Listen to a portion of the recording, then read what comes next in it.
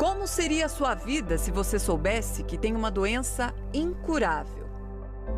Como escolheria passar cada um dos dias que te restam? O Boa Noite Paraná de hoje te convida a refletir sobre a finitude da vida. Todos nós caminhamos em direção a ela, é verdade. Mas você vai conhecer pessoas que, diante da impossibilidade da cura, decidiram abraçar o milagre de viver. Cada dia um dia a mais ou a menos. A vida é surpreendente. Tudo muda a cada minuto. E no caos da mudança, uma certeza continua intacta. Escuta o tempo. Ele é um sopro. E está passando. Não deixe para depois. Não deixe para o ano que vem. O ano que vem pode nunca chegar e não existir. Essa consciência tem nome: finitude. Por definição, característica de tudo o que pode chegar ao fim. Para Maria Laísa, a finitude descortinou um novo começo. É que ela aprendeu a amar a vida quando ficou frente a frente com a morte.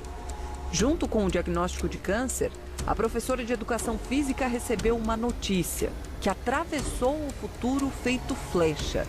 Segundo o médico, restavam para ela nada mais do que 5 anos de vida. Nesse momento, eu e minha família nos demos contas do que é a finitude realmente e que a morte estava batendo a nossa porta. Diante de um câncer incurável, ela abriu a porta, mas convidou a vida para entrar. 11 anos se passaram e desde 2016 a Maria Laísa está em cuidados paliativos.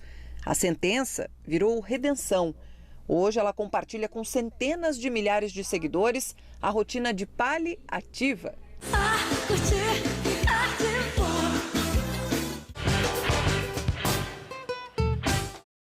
Só que nem sempre os dias são tão coloridos. Tem dia que eu não estou passando bem, eu fico 1, 2 dias, eu costumo chamar de ressaca de quimioterapia, mas assim que eu me coloco de pé, eu estou pronta para fazer as minhas atividades. As atividades incluem a conversa franca sobre o tratamento, a arte que estampa em cores o milagre de cada dia, o ponto a ponto de uma vida que só se ocupa de viver. Eu acho que é essencial que eu tenha uma mente boa, fortalecida. Os cuidados paliativos são uma abordagem feita por vários profissionais diferentes, mas os objetivos vão todos numa direção só: trazer alívio para o sofrimento da alma e também para as dores do corpo de quem tem uma doença grave ou sem cura.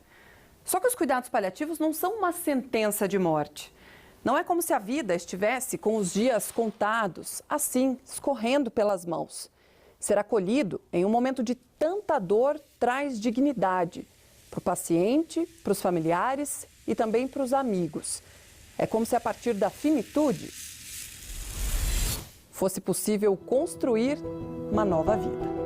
Eu faço faculdade, eu tenho uma vida normal.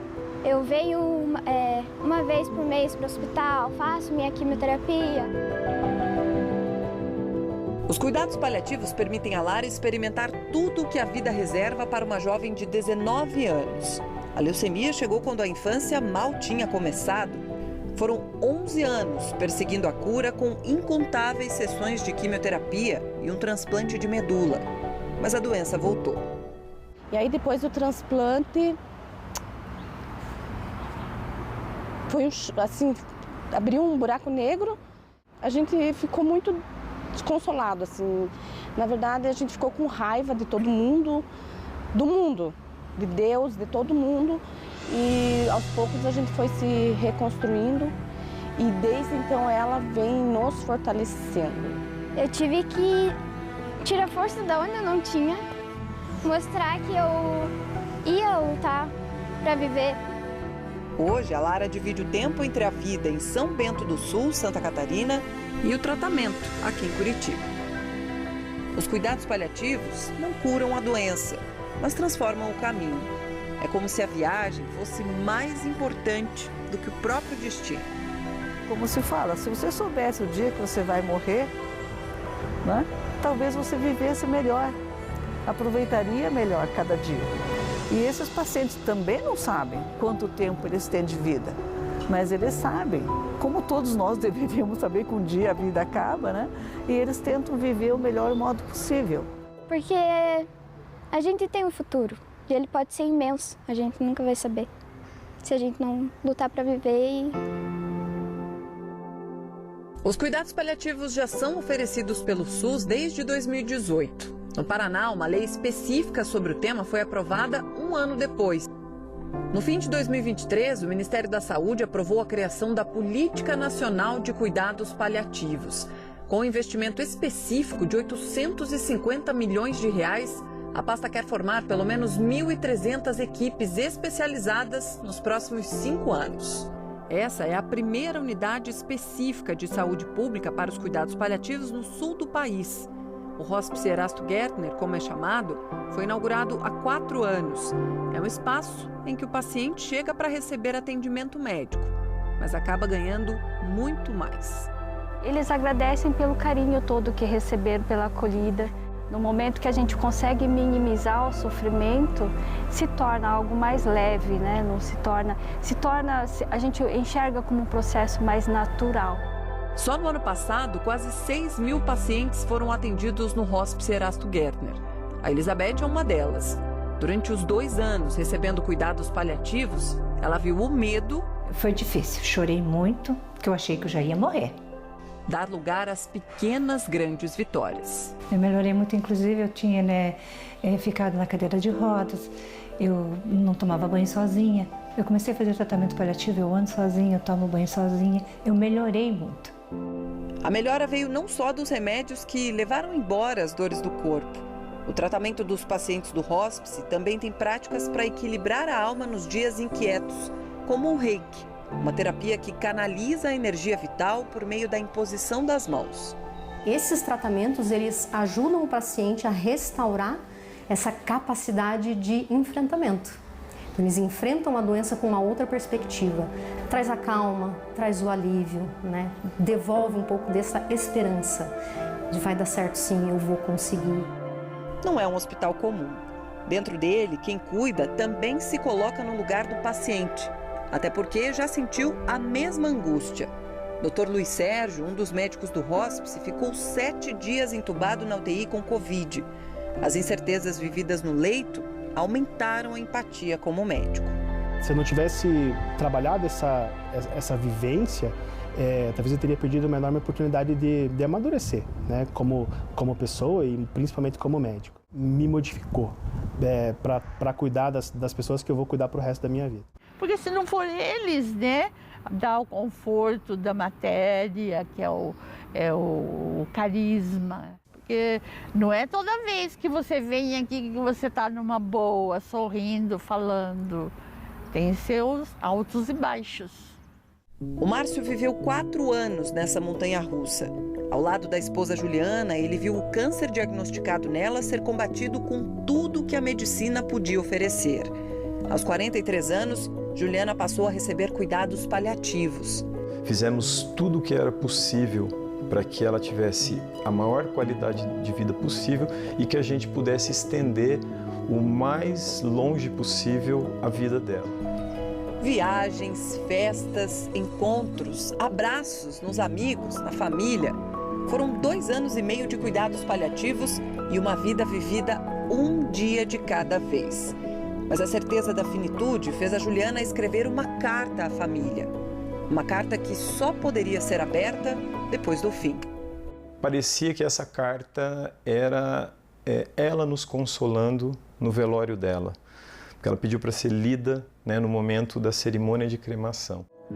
Sabe qual é a maior homenagem que vocês podem fazer a mim? É honrar as suas próprias vidas, com honestidade nas relações, alegria, integridade, empatia, amor e muita diversão, claro.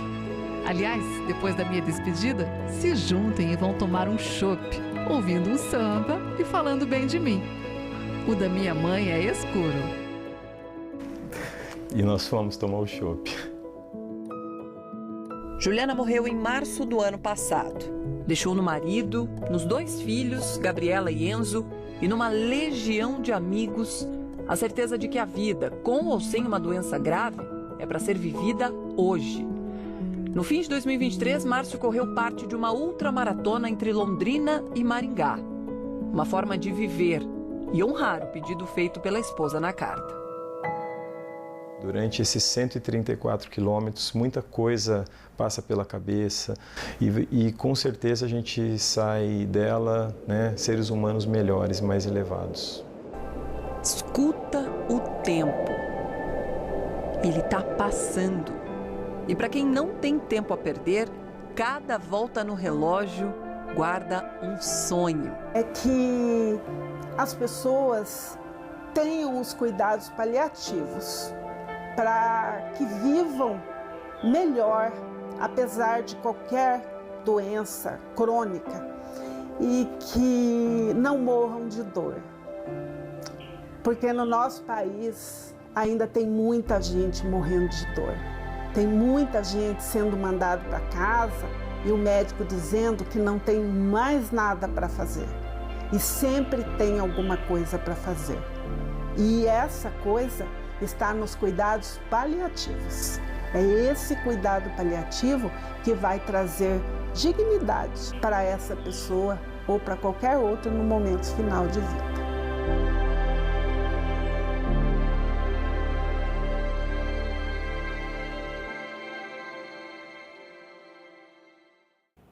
Ufa. Segurou, hein? Se segurou aqui. Eu vi a Ellen se segurando. Mais ou menos. Há controvérsias. Boa noite para você, boa noite para você, Soler. É difícil não se emocionar, né? Porque eu passei 2 meses produzindo essa reportagem com uma equipe muito grande e ouvir de perto pessoas tão fortes me fortaleceu também. Então, a gente trouxe essa reportagem para você e eu tinha prometido que eu não ia chorar, porque de fato a gente precisa trazer coisas leves para a vida, precisa aprender que a vida está no simples, né? Viver está no simples. Então é isso, se a gente soubesse que ia morrer amanhã, o que é que a gente faria? E o que é que nos garante que não vamos morrer amanhã, né? Então é sobre isso que a gente está falando. Quando a gente fala de finitude, a gente está falando, na verdade, de vida. Muito mais de vida do que de morte. É viver cada dia como se fosse o último, porque um dia a gente vai acertar, né? É isso. De fato. É isso. É assim que a gente, com essa celebração da vida, que a gente começa mais uma semana de notícias, que além de informar, nossa missão social é inspirar, provocar reflexões, divulgar bons exemplos que estão espalhados aí, essas pessoas todas pelo Paraná. Então, vamos juntos.